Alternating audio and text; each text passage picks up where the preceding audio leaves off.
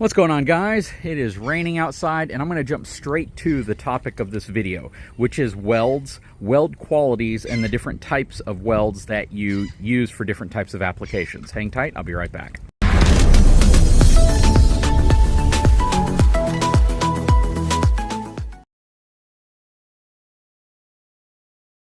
Okay, so I am standing in front of the piece of steel. This is part of an upper deck section that Lippert sent me so I could do some sidewall attachment videos. If you haven't seen that video where I introduced this topic, you should go back and check it out.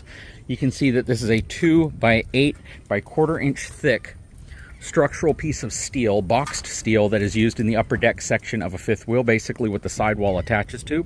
You can see all the holes on the bottom. These are where the bolts go in from the bottom to attach to the bottom of the sidewall.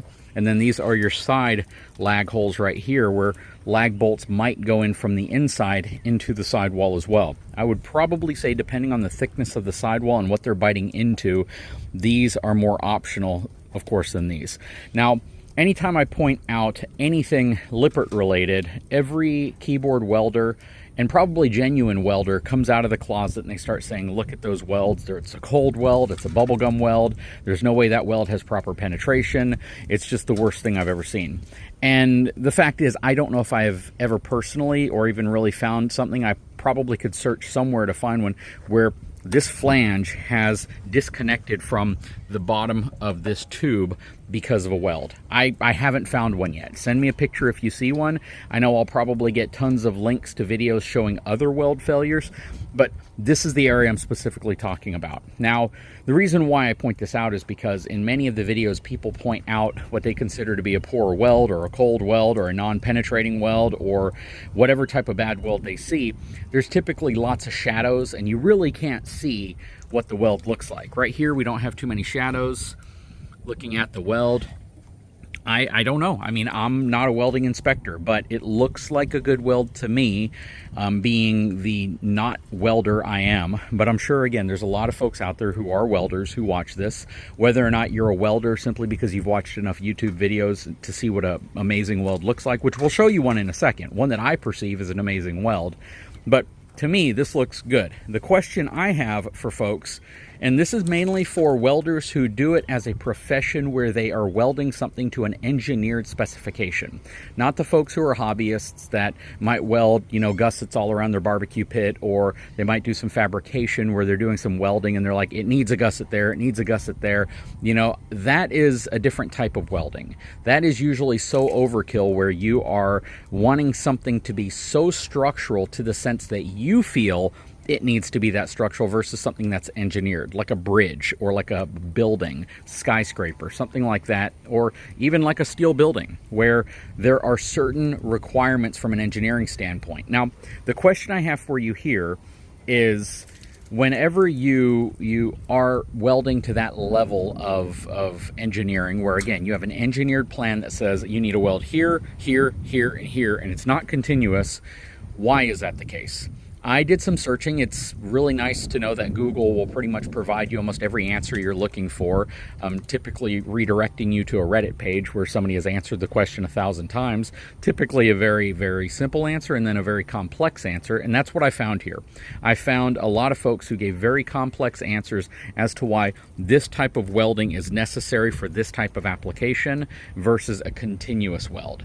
And it really came down to the shrinkage, to the deformation of the material when you heat it up, to a crack forming and spreading throughout the entire weld, whereas when you do it this way, the crack can only spread through maybe one weld if there were a crack, and it wouldn't continuously travel through the entire weld. I'm not sure. I would love to know. I'll probably engage with my good friend who is a certified welding inspector for the oil field industry, does valves and things like that. You know, when you're doing a piece of steel pipe, I'm sure it has to be continuous, otherwise you'll have some type of leakage. But in something like this, again, I'd like to try to figure out why folks out there who are perhaps hobbyists, perhaps do it as their job, would say that one type of welding is better than the other. This, a lot of people call stitch welding. I don't specifically know what the other name for it is. I know that a continuous weld would be if it was welded here all the way to the other end. The quality of the welds, to me, I can't really tell. I know that there's specialized tools to tell you if that weld has penetrated in. And I can't tell you if those tools were used here, but I certainly don't think most people just eyeballing this video would be able to say, hey, that weld didn't penetrate through, or it was a cold weld, or it just didn't work right. I don't know how somebody could make that determination based off of what they're seeing here. But I'm gonna flip around. We're gonna look at my John Deere. So let's take a closer look at some of these welds. So first of all, you can tell some of this stuff is robotically welded. I mean, this is just a perfect weld in my opinion, but that looks absolutely robotically welded. This looks robotically welded. You can see where they doubled up on it over here. This is all very, very, very nicely welded. Around this section, again, robotically welded. You can see where it ended here and then it overlapped it right here. This whole piece is one solid continuous weld going all the way down. That's all one continuous weld. Again, that looks like it's robotically welded. Very, very nice, clean, continuous welds. But then you go to some areas, like right here, which I still think that that would be considered structural since it's bracing this portion. I don't know if it's just designed to protect these tubes right here, but this is stitch welded, right? I don't know why they did that when they've done so much continuous welding here, why they decided to do stitch welding right here, but this is stitch welded. It's a thinner piece of steel also. Everything down here on the blade is continuously welded as well. You can see several areas where it's a much thicker weld where it's doubled up in many areas. I see some kind of continuous stitch welds right here. That's probably mainly because that's kind of a bump stop for when this rotates in too far. But yeah, there is not a lot of stitch welding on this excavator.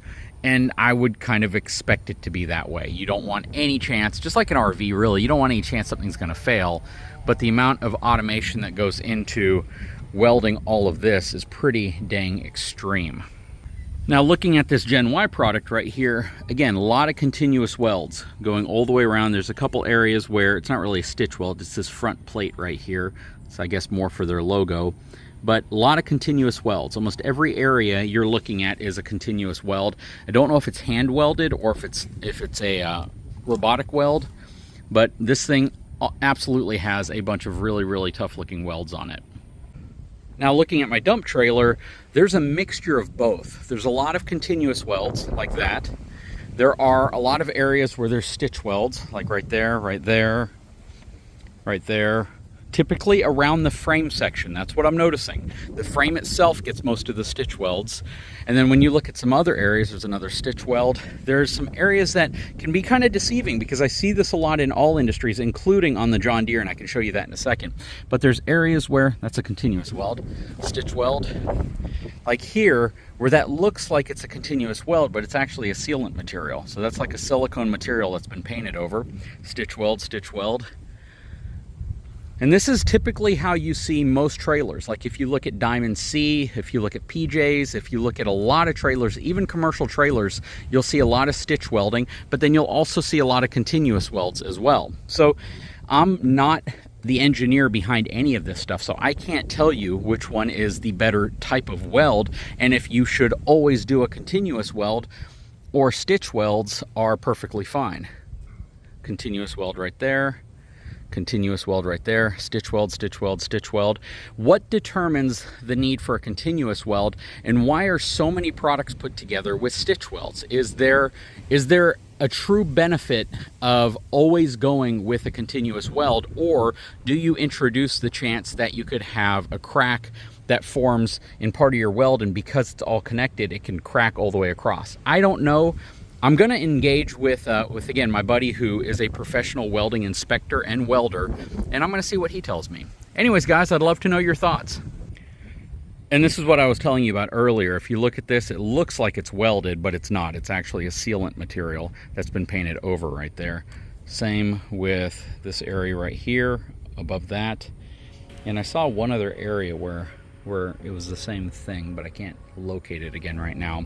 But again, I'd love to know your feedback. If you are a professional welder and